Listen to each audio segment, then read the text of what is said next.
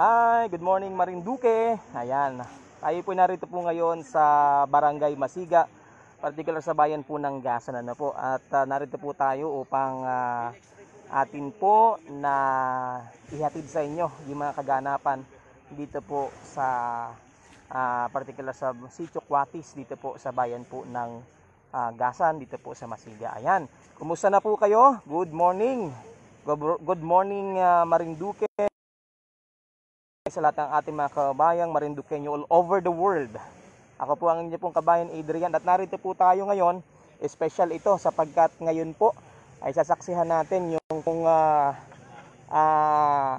isang hindi pangkaraniwan, kumbaga madalang pong mangyari ito. So, trivia tayo.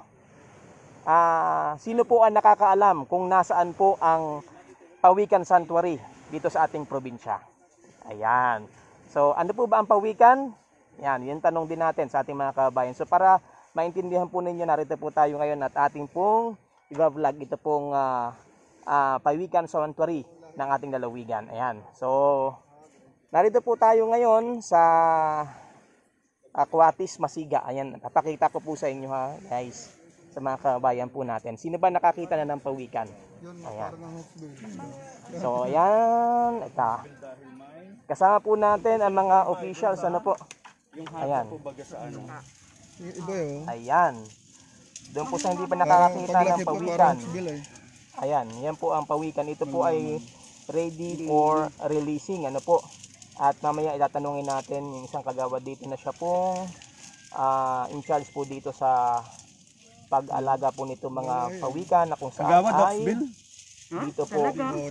Yung pong sa may tuka po niya doon ay may guhit po. So ngayon po ay yung atin po man din ay yung mga Grinse wala nang guhit pag ganun sa may noo. Iba yung tuka eh.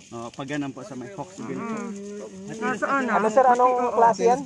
Hawksbill at saka Grinse. Ayan. Yun po ang pinagkaiba ng Hawksbill sa Grinse. Sa Grinse. Halos lahat ay pareho siya pero yung sa may tuka na niya yung may ayan, dapat kita natin ha. Ayan, yan po yung pagkakaiba sir. Pakita natin. Ito yung guhit niya doon sa may tuka. Guhit sa may tuka. Anong klase ang tawag sa ganyang pawikan? Hawksbill Sea Turtle. Ayan. So iba yun yung mag-green. Anong tawag doon sa isa? Green Sea Turtle. Alin po ang pangkaraniwan dito sa atin? Green Sea Turtle po ang pangkaraniwan. So ito, ibang ito? Ibang species ng Yan. Nakaano na po kayo ng leatherback dito? Yan. Wala po talaga So, kasama po natin si Kapitana de Belen ng Barangay Masiga, kinatawan ng DNR, ng LGU at saka po mga barangay official po upang mamaya po ready for releasing na po ito. Siguro tatanungin mo natin si Kagawad. Kagawad, dito po tayo kung saan po nakuha. Yan, ituturo ko pa natin kung saan po nakuha. May ituturo sa atin si Kagawad kung paano po napipisa yung pong baby pawikan. Ayan. Ayan. Dito po namin nakita, sa katunayan po kaninang umaga. Kaninang umaga po ay lumabas po yung 3 piraso. Nakita po nung aking mga kasama din na naglabasan na ngayon po ay tinawag ako at para maayos ng kanilang paglabas. Kaya yun po ay nalagay namin sa isang planggana muna na may basa na mga graba at buhangin. So ngayon po mas marami pa po yung nandito. So ipakita po natin kung ano po yung marami pa po dito na hindi pa po lumalabas. Alin po ba dyan, Kagawad? Mayroon ba tayong palatandaan kung alin dyan? Ito po yan, yan mga ulo na yan po ang... yung maliit na parang bato na yan? Yan po ang ulo po yan ng pawikan. Ito po, ayan. Yan po mamaya. Yung bilog na yan. Ayan. Gagalaw po sila, mamaya yan lupa na yan.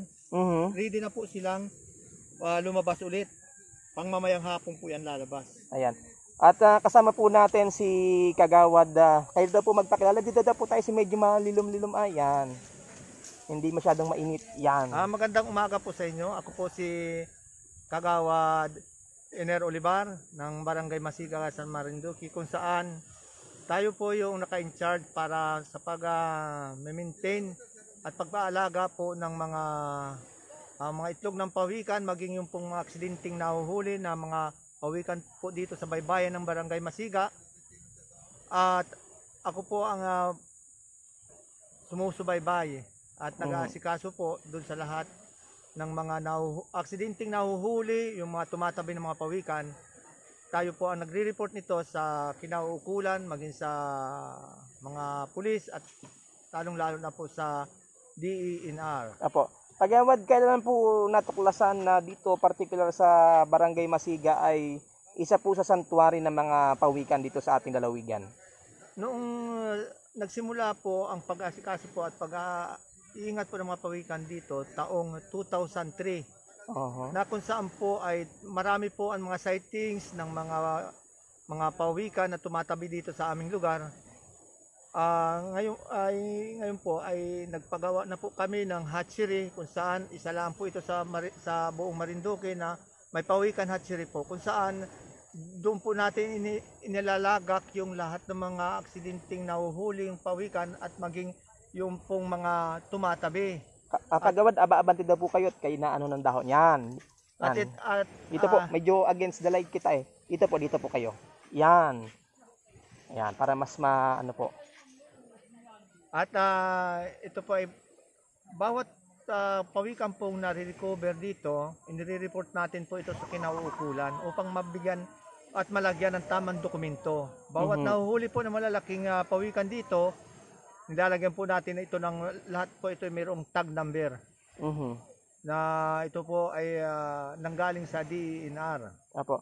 So kagawad, paano po? Bigyan niyo nga po ng idea yung ating mga kabayan, paano po nangingitlog yung mother pawikan, paano po yung basa din po sa nasaksihan po ninyo, paano po? Mga kabayan, ang pawikan po, yan po talaga ay kung mangingitlog na, sasampo po yan dito sa Dalampasigan, kung saan doon sila mangingitlog sa tataas po yan dito sa Kakahuyan. Maging sa ilalim ng mga aruma, sa ilalim ng mga damuhan. Dito po sa tabing dagat, doon kung saan po yun ay tinatago nila yung kanilang itlog doon sa, kung minsan ay doon sa masukal na lugar. At pagkatapos po nung pag umakyat po siya, siya na po mismo maghukay ng kanyang iitlogan. Pagkatapos nun, pagkatapos po siya mangitlog, mga hanggang 5 minuto hanggang 10 minuto, natatapos yung kanyang pangingitlog, yun po ay tatabunan pa niya ng mga lupa, at kung ano po yung nandun, yun po ay tatabunan niya at iiwanan na po niya yun ng kanyang itlog. So more or less, pagkatapos po mag-lay nung nanay na pawikan, mga ilan days para bago po mapisa po yung pawikan, yung mga itlog na yan? Siguro po doon sa aming experience at pag-aaral, ito po ay pumipisa siya between 55 days to 65 days. So pag na-identify po nyo kung saan ang itlog, dinadala po doon sa hatchery, so bilang na po ninyo, alam po ninyo kung mga ilang araw may bilang po kayo. Opo. Ang ginagawa po namin, kapag malapit lang po dito sa hatchery at dito po siya ng itlog, hindi na po namin ginagalaw, katulad po nito. Malapit lang po kasi dito kaya naiingat at naiingatan po namin ito at nababantayan. Opo. Yung nasa malalayong lugar naman po, yun po at nakakita po kami ng sightings ng itlog doon, kinukuha po namin yung pawikan at nilalagay po namin doon sa pawikan hatchery para maalagaan po ng maayos. At hindi po siya kapag dumating yung panahon na hindi man po siya makuha ng iba. Katulad po niyang pag siya po napisa at nakita po ng mga aso na nagalakaran o sumasabit po sila sa mga damo, hindi na mapatay po. Pero ito po, talaga ito 100% po ito na ito po mapipisa at mabubuhay dahil po ito hindi namin ginalaw. So kagawad, para po doon sa makabatiran ng mga kababayan natin dito sa Masiga, anong panamagan natin kung kasakasakali na makakita po ng mga ganitong mga sightings ng mga pawikan, ano po yung pwede nilang gawin para makatulong po? Ang pinakamaganda po nito, una, kapag kayo po ay naka-aksidenteng nahuli ang isang pawikan, lalo na po ito kung hinang katawan or ito po ay nahuli sa may mga kawil sa kanyang bibig, ito po ay alam po agad natin, unang-una ay sa DENR po ang kailangan nito. At tapos, ito po ay tinatawag nila sa doktor ng mga hayop po. hayop. Mhm. Kaya pinupuntahan po ito. Tapos ang masasabi ko rin po kung tungkol naman po doon sa mga aksidenteng na nahuhuling pawikan, ipagbigay alam po ninyo sa LGU, sa barangay upang maitawag po ito sa DNR. At kung wala pa po itong tag number, ito po ay kanilang lalagyan po ng tag. Kung sakasakali naman po na halos makipag-alam-laan po kayo dito sa Barangay Masiga, sa Pawikan Hatchery, at kung pwede po nating ipadala po din at tayo po mag-aasikaso po din. Meron po tayong paligawan po ng mga malalaking pawikan dito. Ayan. So, thank you Kagawad na po at least nagkaroon tayo ng idea. At siguro yung pong iba pa nating mga official na narito ngayon ay tatanong din natin regarding doon naman sa mga obligasyon ano po o mga kakaharapin doon sa mga pagpatay o paghuli ng illegal nitong ating mga pawikan. Maraming salamat opo. po. So Kagawad, may ilan po sa tingin niyo ang mapipisa ngayon? O lalabas ngayon? Napisa na ito, yan na po. Yung pong lumabas na, mahigit na 50 na po yun. Pero yung nandito po, mas marami pa po ito. Opo. Ito po halos doble pa nandito. Ang experience ko po sa ganitong hindi nagalaw, pinakamababa na po nito yung 120 na mapipisa siya. Ayun. So, expected mamayang hapon, pwedeng lumabas na sila. Opo, pwede po siya nang lumabas. Dahil naroon lang, nag-aantay lang po sila ng tamang oras. Oo. Yan po ay pagka mainit ng ganito, umiinit na, hindi na po sila lalabas. Dahil mainitan na po sila kung sila didiretso na po doon sa dagat. Opo. Kaya ang tendency po niyan, mga alas 3 ng hapon o alas 4, lalabas na po sila lahat. Yun po. Yan. Thank you Kagawad. At sana po ay lalo pa natin mapangalagaan yung mga yamang dagat, especially itong pawikan na kung saan mga tagpuan ng isa po sa sanctuary at hatchery dito po sa Barangay Masiga sa bayan po ng Gasan. Thank you. Welcome po. Ayan. So kabayan, ayan po, nabigyan tayo ng konting trivia. So marami pa tayong dapat malaman tungkol po dito sa wasdo po na pag-aalaga, pag-care, na itong mga pawikan. So kasama natin ang DENR. Si DENR siguro naman ang ating tatanungin regarding dito sa mga information. Yan. Yan si Sir. Pakita natin na bago yung ating kapulisan. Ito po yung pawikan, almost 50 po ito. So kasama po natin si Sir Brian Inigo. Tinatawan po, nakita ko sa ID ng DENR. Sir, ang sino po ang direktang mayroon pong kapangyarihan para po pangalagaan itong mga pawikan natin? Bale, yung DNR po ang BMB, Biodiversity Management Bureau Ng DENR. ng DNR. So, kayo po yung mayroon pong kumbaga kapangyarihan para po i-handle ito pong mga ganito pong mga... Bale sir, ako yung naka-detail lang sa coastal. Actually, hindi ako sa BMB, sa Biodiversity yung unit namin. Dahil sa coastal siya, ako na lang yung pinakapunta dito. Oo, sir. So, sir, dito ba sa ating sa probinsya, may ilan po yung identified natin na mga ganitong mga sanctuary na mga pawikan or mga sightings na mga pawikan? Bale sir, kadalasan talaga dito sa Masiga. Yung ibang lugar dito mga pakonti-konti lamang. Pero itong madalas itong Masiga talagang parang nagiging nila. At dito sir ito ba mayroon bang panahon o kung ilan sa loob ng isang taon mayroon ba tayong taon kung kailan sila lalabas o talagang year round mayroon talaga? Ang kadalasan nakita namin kagawad last quarter tapos mapipisa siya mga first quarter na. Yun yung kadalasang na-encounter namin. Last quarter tapos mga 2 months ang bago pumisa. Tapos sir, regarding dito, may ilan pong species po ng pawikan ang na-identified natin dito sa Masiga? Masiga. Hawksbill, green sea turtle. Nagkaano na tayo ng loggerhead? Olive Ridley. Tatlo lang po. Alin po dito yung talagang masasabi natin? Ang kadalasan dito nakita namin, green sea turtle. Yun ang kadalasan? Kadalasan. Pero yung mga leatherback, hindi pa kami nakaka-encounter kahit isa. Oo.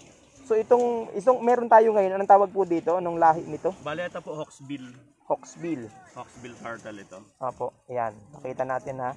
Ano po yung palatandaan na Hawksbill po yung turtle? Bale, ito po. Similar kasi siya, halos pareho sila ng green sea turtle. Ang pinagkaiba lang nila, itong guhit sa may parting tuka.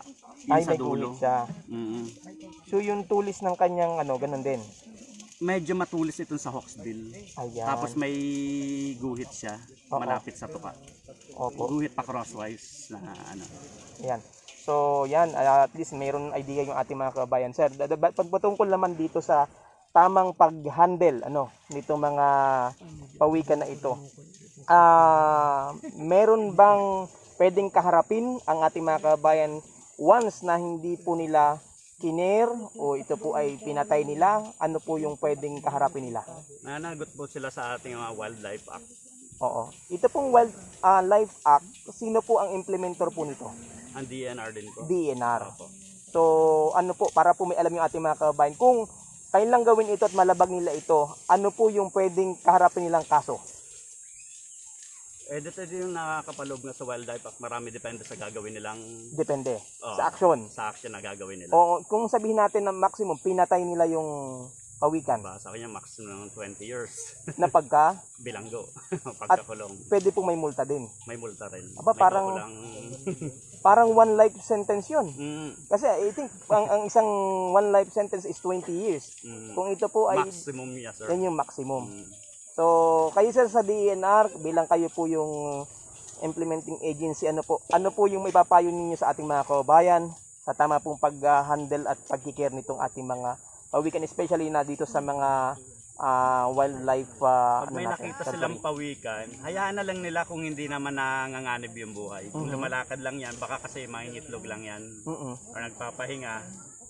Pero kung sumabit siya sa mga lambat, doon lang nila, or nakikita nilang injured yung pawikan, doon lang nila kunin at report. Pero kung lumalangoy lang dyan, naglalakad, hayaan na lang nila. Pagka sir halimbawa ay injured, so barangay level, then ang barangay. Sabihin na muna nila sa barangay, and then para maka-report ka agad, ma-relay nila information sa DNR. Sa Ayan, opisina. so makikipag-coordinate sila sa inyo. Opo, thank you sir, at sana po ay patuloy pang maalagaan itong ating mga yamang dagat, especially itong mga ganito na, ang tawag ba nito, endangered na po ito? Endangered na po. Endangered na. Na lang kasi Opo. yung ano. So, at salamat po sa inyo pong pagbibigay paunlak at at least magkaroon ng kaalaman yung ating mga kababayan. Yan. Thank you sir. Salamat din po. Ayan. So narito na ngayon yung ating mga hinihintay, ang mga kinatawan mula sa PNP. Ayan, of course si Kapitana is Kapitana. Kunin natin ng yan. Inyong mensahe sa ating mga kababayan. Sabi ko nga proud tayo kasi ang Masiga ay naging part ng masasabi natin sanctuary ng mga pawikan. So masasabi ko din sa mga taga-barangay Masiga, friendly naman. Pagdating sa ganyan, pag nakaalam nila na may pawikan, hindi sila talaga nagapatay. Pero yung kabarangay. Opo. Kapitana, meron ba tayong plano? Kasi isa po sa masasabi natin na pwedeng magamit natin for tourism industry. Meron bang plano ang barangay para lalo pa natin itong i-improve? Ano po yung mga kaplanuhan? Ay magkakaroon ng livelihood sa paggawa ng mga kabili kung ano-ano yan. Oo. Na may picture ng pawikan. Ayan. So, Yung mga keychain na ang naka-picture doon is pawikan. So, pwede bang, halimbawa, educational tour? Pwede bang, halimbawa, merong maging plano din natin dito na, kasi marami mga kabataan sa atin, sa probinsya, ay hindi alam yung patungkol sa pawikan. Pwede ba na itong facilities natin dito, pamaya, ipapakita natin, pagdalhan din ng ating mga estudyante? Pwede, kasi maganda naman yung ating facility. Oo. So, pwede na. Halimbawa, na medyo lumawag na at tayo ay hindi na ganun kahigpit dahil sa pandemic, pwedeng buksan na rin natin ito sa ating mga estudyante. Pwede. Opo. Pwede. Tanggap po namin lahat yan, mga ganyan. Opo. Malaking tulong lalo sa mga kabataan. Ayan. So, Kapitana, may mensahe po kayo sa ating mga kababarangay o kababayan? So, pasasalamat ko sa ating mga kabarangay na talagang sila ay nakikipagtulungan para pag mayroon silang nakitang pawikan, inapagbigay alam sa mga barangay official. Ayan. Yeah, maraming salamat sa mga kabarangay ko.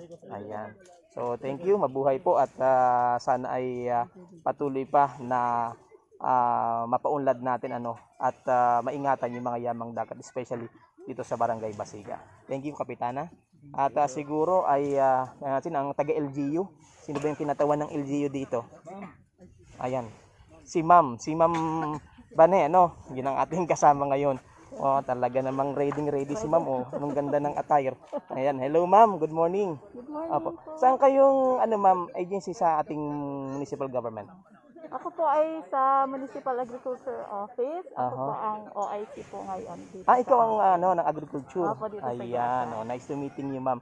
So, Ma'am, kasi pag sinabing agriculture, cover din ninyo yung mga ganito. Opo. Hindi lang DENR, And then, ikaw po, yung sa Coastal Resource Management po ng ating mga beach areas, yan sa ako po. Ayun, yun ang inyo. Pangangalaga at conservation po. Ayan. Katuwang po kami. So, ano Ma'am ang papel ng agriculture? Sabi nga niyo, pangalaga nitong ating coastal area, So, mayroon ba tayong ibinibigay ng mga proper information, training, or may mga budget ba na para mas ma-improve pa natin kaya nitong Masiga na merong ganito na ipagmamalaki nating Pawikan Sanctuary? Actually po itong Masiga, itong Marine Turtle Preservation Areas po. Naging katuwang po namin dito sa pangangalaga ay International Conservation. And last year po is nagkaroon tayo ng assistance mula sa US Peace Corps with Mr. Michael Schilling and other yung mga Peace Corps volunteers po. Binuo po namin itong Marine Turtle Preservation. May association po kasi dito na nangangalaga ng mga turtles dito sa atin sa Gasan. And sila po itong mga taong ito ang every time na may pumupunta dito mga turtles dito, sila po yung talagang mismong nangangalaga dito, then tinatawagan kaming mga attached agencies, ganyan, para sa pagre-release or may mga pawikan po na nasugatan sa ibang barangay. So, nagkaroon din po nung time ng orientation po sa 17 coastal barangay sa pangangalaga po ng pawikan through the US Peace Corps. And kung paano nila i-manage kung every time na makaka-encounter sila ng mga pawikan dito sa bayan ng Gasan. And nakakatuwa lang dahil itong area na ito sa buong Marinduque, kami lang yung may yung Marine Turtle Preservation Area. Wow, nakakatuwa naman. Talaga namang pinangangalagaan na masisipag na mga lalong-lalo ng barangay council. Ayan. Na talagang suporta and DNR of course. Ayan. So, kaya ko natatanong ito Ma'am, kasi syempre, itong place ay talagang malapit sa community. Oo, kasi alam naman natin, pag dami ng tao, minsan yun ang nagiging challenge doon sa mga marine life po natin at sa mga yamang natural. So, ang tanong din natin Ma'am, ano po ba yung pwedeng maitulong din ng DA doon sa mga facilities? Meron ba tayong pwedeng i-download dyan? Meron po tayong yung mga facilities po dyan. Meron, kung mapapansin niyo po, meron tayong facilities na Marine Turtle Preservation Area dito. And every time na may mga stranding po na mga turtle, meron po sila ditong ilalagay po natin sila dito ng maayos. And then nagkaroon din po kami para mapangalagaan din itong area.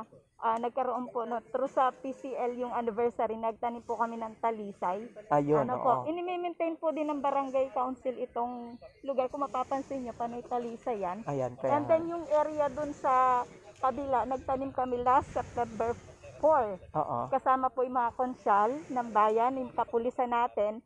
And then ang barangay council, nagtanim po kami sa kabila para itong area na ito ma-maintain po namin.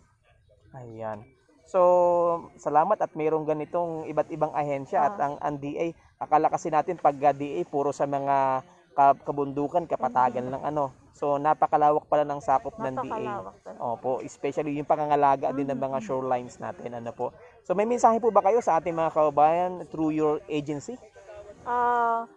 sa mga kababayan po natin na nais pong saksihan din yung ganito mga pag-release po ng mga turtle. Bagamat pandemic, nakaka-enjoy din na makitang i-release kahit ganong panahon pa kita ay hindi tayo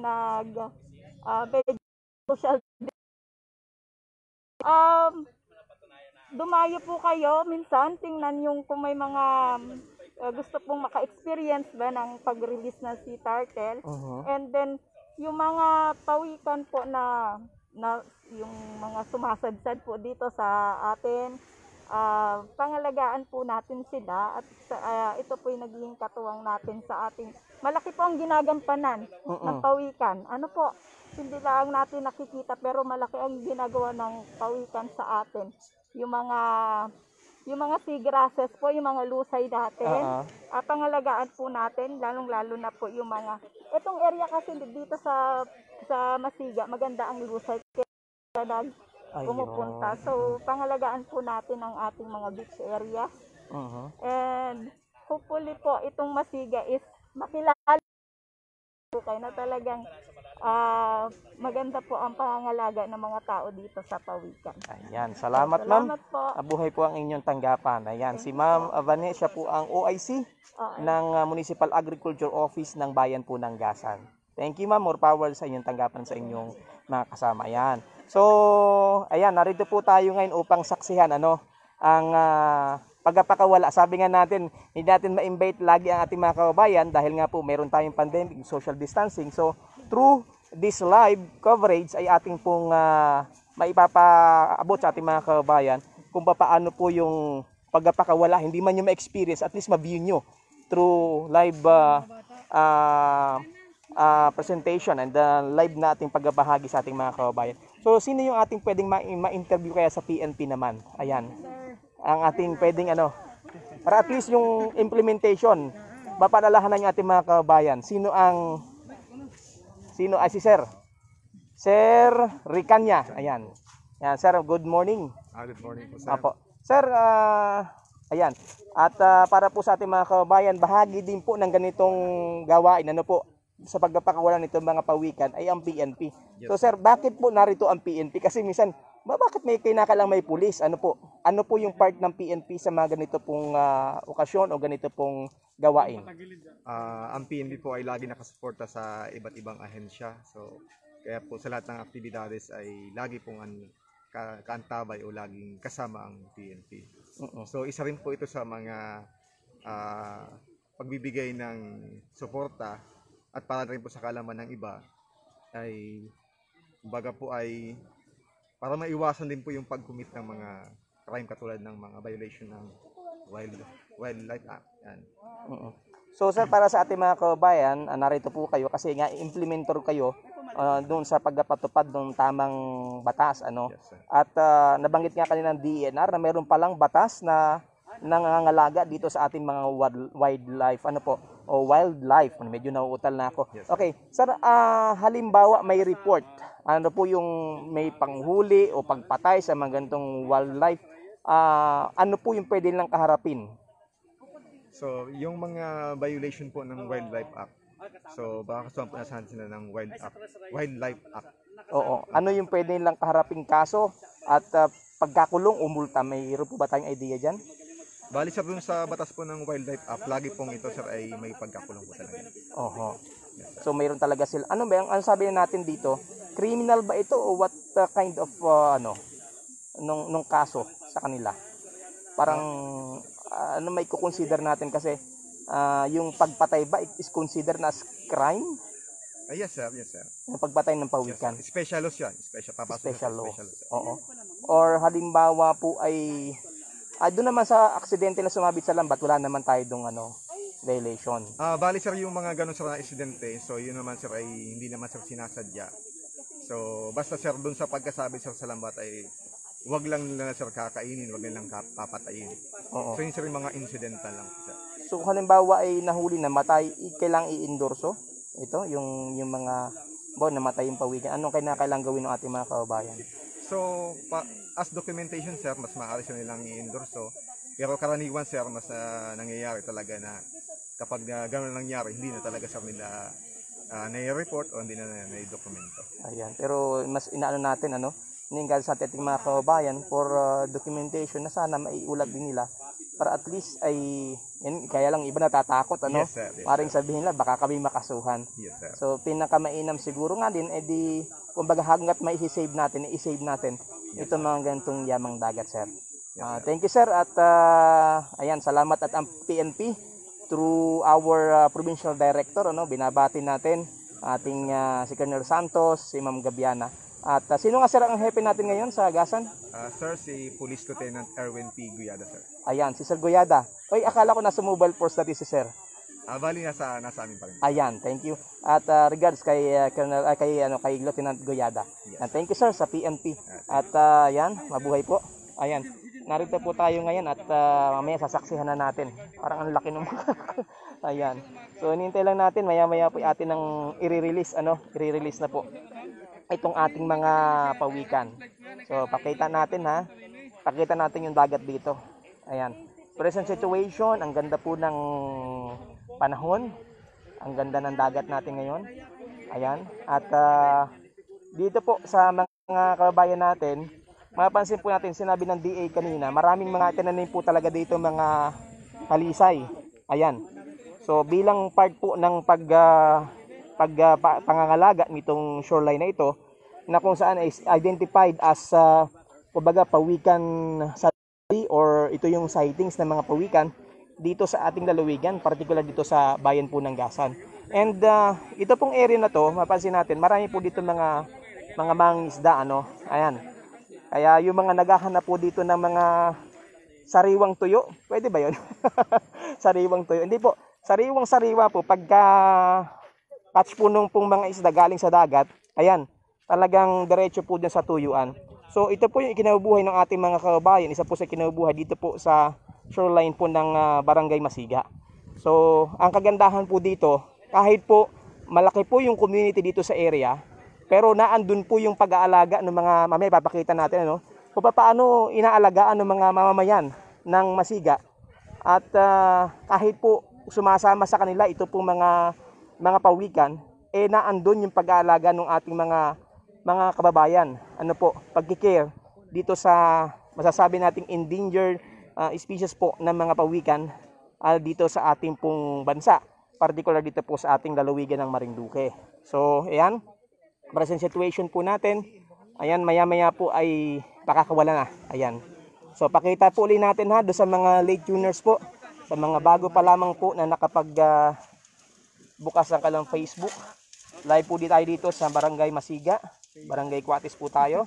At narito po tayo sa Pawikan Sanctuary ng ating probinsya. At ang nakikita po nyo ngayon ay ang mga baby pawikan. Almost 50 sea turtle. Ako hindi pa kayo na baby pawikan, turtle nga pala ito. Taglish Ayan, sea turtle. Marine turtle. Ayan, marine turtle. Kasi mayroon pong mga pagong turtle din ang tawag doon. Yun na sa mga ito marine, ito po kasi sa dagat. Ayan. So 50, more than 50 po ito, mga buhay na sea turtle, mga baby. At inaasahan na mayroon pang mga more than hundreds kasi mainit na daw po ang panahon, hindi na sila lalabas. At hopefully mamayang hapon lalabas na yung kabuuang bilang nito.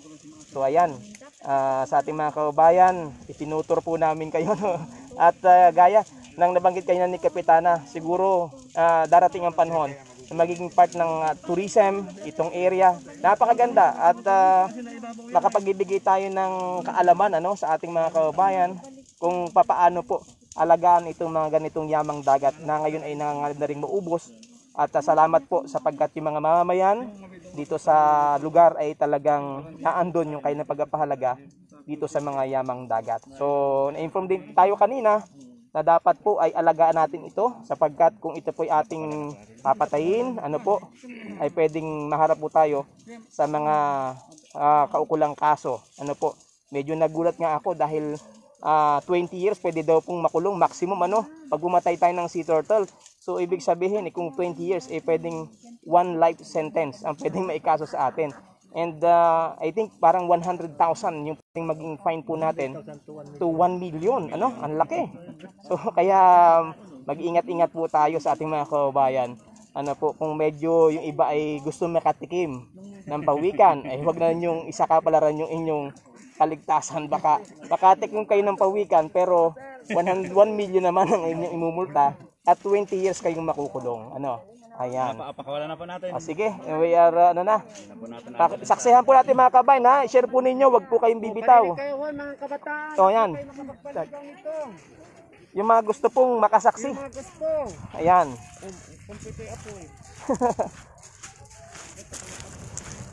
Ayan, dadalhin na po natin ano. Nasa more than 50 live sea turtle, baby sea turtle itong ating pakawalan. Ayan. Pakita po natin. Live. Ayan, sige. Yung po mga gustong maka-experience. Ayan, tingnan nyo po ha. Alam po nila. Alam nila kung saan pupunta. Ayan, pakakawala na, tingnan nyo po. Alam nila kung saan ang tubig. Alam nila kung nasaan ang dagat. Wow, ang galing. Ayan. Ayan, galing. Iharap ninyo din yung isa. Ay, tingin daw natin iharap po ang isa. Harap natin sa pailaya kung talagang ano, alam nila kung saan ang dagat. Ayan o, ayan o. Ayan, napihit o. Ayan o. Ay, mapihit pa rin po yan. Ay, unti-unti pumipihit o. Amoy nila. Ayan. Yung napakinggan nila. Yan natin kung sino ang mananalo sa race na ito. Ayan, contestant number 1. Ayan. Mukhang meron ng mananalo ah. Oh, meron na yata mananalo. Ayun, humahabol yung isa. Ayun, may humahabol sa kabilang dulo. Ayun, may nanalo na. Nakarating na siya sa tubig. Ayan, pakita natin. Yehey! Ay! Natatangay.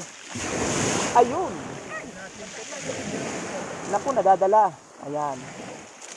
Pakita po natin ha. Ayan. Happy na sila. Tuwan-tuwa ang dagat. Ayan. Pumayapakan ha. Ayan, hindi ko natin mapakita. Ay, ano, meron na pong isa nanalo dun. Ayun, naglalangoy na. Ayun, dalawa na sila. Nasa na, hindi na natin makuha. Ayun, layo na. Pero yan ay malubog na yan.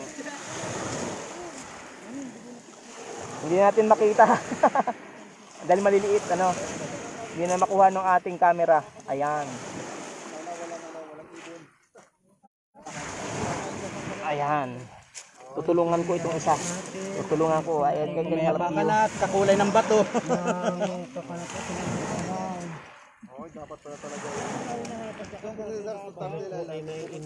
Ayan. Nainitan.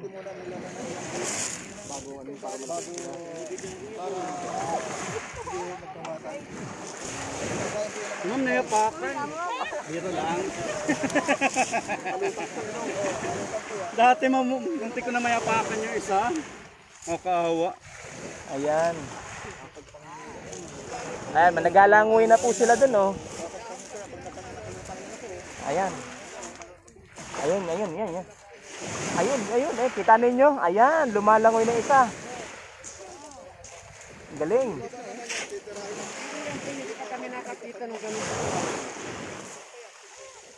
Ayan, si Sir sa DNR, sinusunda na.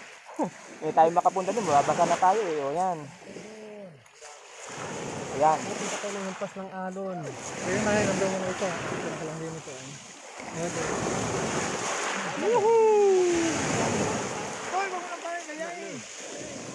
Ayan.